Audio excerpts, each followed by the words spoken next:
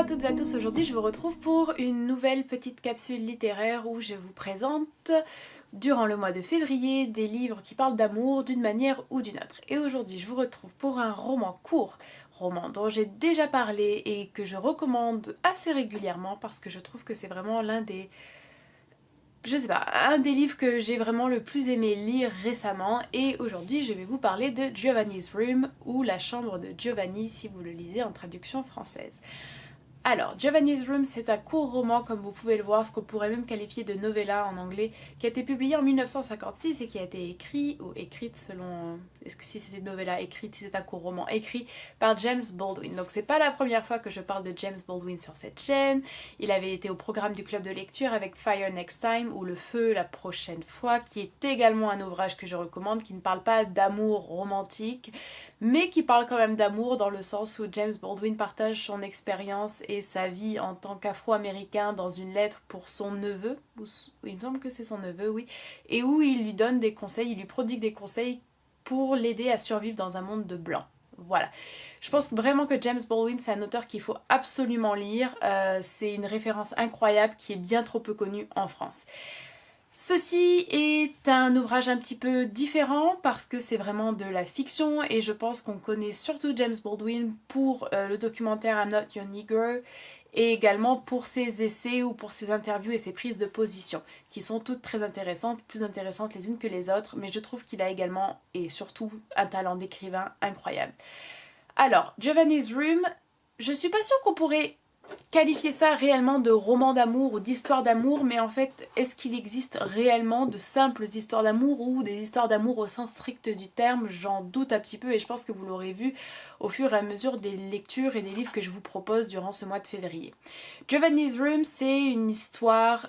intéressante parce qu'elle est superbement bien écrite, c'est une histoire intéressante parce qu'elle parle de la question de l'identité, c'est une histoire extrêmement intéressante parce qu'il y a de la diversité, de la représentation et une bonne représentation de personnages homosexuels, mais également parce qu'on s'interroge sur la question d'orientation sexuelle, je trouve, de manière implicite dans ce livre, et c'est ce qui est fascinant. Ce que j'aime énormément dans ce livre, c'est qu'à mon sens, il exemplifie d'une manière très réussie l'une des difficultés les plus importantes lorsqu'on parle d'amour, c'est que l'on dit toujours plus que je t'aime lorsqu'on dit je t'aime. Et c'est justement les difficultés, les blessures personnelles, les traumatismes, les interrogations, les doutes, les réserves que l'on éprouve lorsque l'on aime ou lorsqu'on tente d'aimer que met en avant ce roman. Giovanni's Room, c'est l'histoire de David, un Américain exilé à Paris, et de Giovanni, un jeune homme italien qui est barman dans un bar gay. David est dans une relation avec une jeune femme qui l'a quitté pour aller faire un petit voyage pour faire le point sur leur relation car elle sent bien que quelque chose ne va pas aussi bien de son côté que du côté de David, parce que ça faisait de son côté, c'était pas très clair. Et on comprend très rapidement qu'en fait il y a effectivement cette question de l'orientation sexuelle qui s'impose et de l'identité non assumée, non vécue, qui pose problème et qui bloque cette relation. Mais ce qui est très intéressant, je trouve, c'est que la question de l'amour est abordée au-delà de l'aspect sexuel et de l'aspect orientation sexuelle. Je pense que James Baldwin permet un petit peu d'explorer cette idée d'orientation romantique, d'orientation sexuelle et de sentiments qui sont parfois difficiles à décrire pour des personnes qui ne nous attirent pas forcément dans un aspect plus global. C'est intéressant parce que c'est la description quand même d'un Paris gay sans concession. Il y a parfois des descriptions et des descriptions aussi bien de personnages que d'attitudes et de comportements répétés et répétitifs dans l'œuvre qui sont loin d'une représentation binaire, c'est-à-dire bien, pas bien, ou d'une représentation idéalisée qui viserait uniquement voilà, à mettre en avant des personnages homosexuels. C'est tout à fait le contraire. Il y a cette question de l'exil également qui joue dans l'identité. C'est vraiment une réflexion sur l'identité d'une manière plurielle, c'est-à-dire dans la manière dont on se perçoit, dont on se présente aux autres, dans les relations qu'on a, dans l'assouvissement de ses désirs, dans les parts un peu plus sombres de nous-mêmes qui font que parfois on fait souffrir les gens que l'on aime ou que l'on a aimés. Il y a cette question de l'exil ou en tout cas de la nationalité, du rapport aux parents également. Et c'est superbement bien écrit. Je pense que c'est ce qui fait également toute la force de cette œuvre, c'est que l'écriture de Baldwin, alors je l'ai lu en anglais donc je pourrais pas parler pour la traduction, je vous encourage vivement à le lire en anglais si vous en avez l'occasion. Ce n'est pas une langue trop difficile il me semble, mais en tout cas c'est une écriture vraiment ciselée et d'une pureté, d'une fulgurance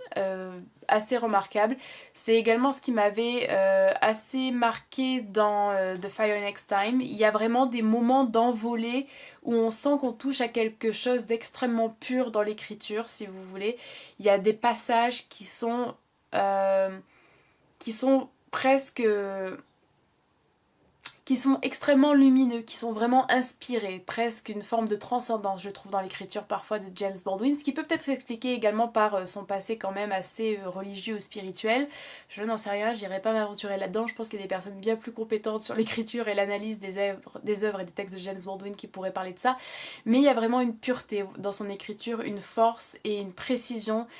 qui font que l'on peut lire des phrases et se sentir touché en plein cœur. Ça faisait partie d'un de mes romans, d'une de mes lectures préférées de 2017 qui devrait vous dire à quel point j'ai vraiment apprécié cette œuvre. Je l'ai trouvée extrêmement réussie dans ces moments heureux comme dans ces moments tristes. Il y a une acuité de la description des sentiments amoureux parce qu'il n'y a pas qu'un seul sentiment amoureux. En tout cas, je pense que lorsque l'on est amoureux ou lorsque l'on aime ou qu'on pense aimer,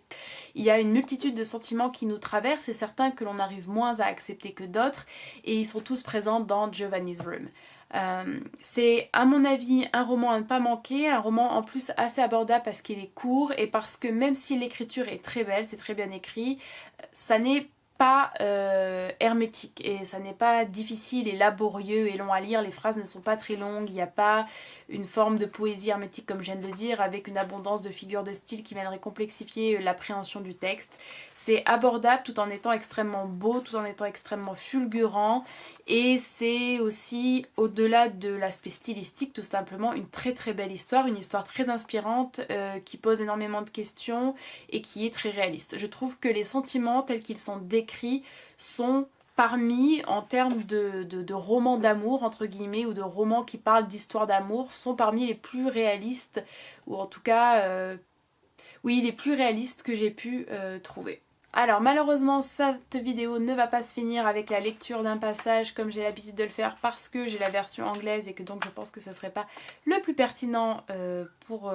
partager la beauté de ce texte. Je vous encourage vivement à le lire, c'est en anglais environ 150 pages de pure beauté littéraire et James Baldwin est un auteur qu'il faut, j'insiste, qu'il faut absolument découvrir. Voilà, j'espère que vous aurez apprécié cette vidéo, j'espère que ça vous aura donné envie de lire James Baldwin et surtout Giovanni's Room, même si vous pouvez commencer par ce que vous voulez, mais en février on parle d'amour, donc j'ai choisi Giovanni's Room.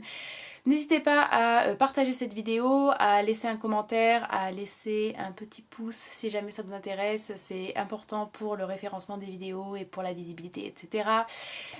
Si vous avez envie de me soutenir dans ce genre de création où il faut lire les livres, les scripts, scripter les vidéos, partager les revues, éditer et produire à un rythme plutôt régulier, vous pouvez toujours le faire en me soutenant financièrement sur Patreon avec 1 € par mois, ce qui peut vous sembler assez dérisoire comme somme, mais qui en réalité, si plusieurs personnes le font, de mon côté, c'est moins dérisoire, beaucoup moins dérisoire que ça peut le sembler, et ça m'aide énormément pour continuer à créer du contenu de qualité divers et varié et assez régulier sur cette chaîne et pour faire vivre la littérature en ligne, parce que je trouve que ça manque un peu et pourtant c'est quand même assez crucial et c'est juste rose. C'est juste important, la littérature en fait, tout simplement, plus que jamais j'ai envie de dire. Voilà, j'espère que vous aurez apprécié cette vidéo et je vous dis à bientôt.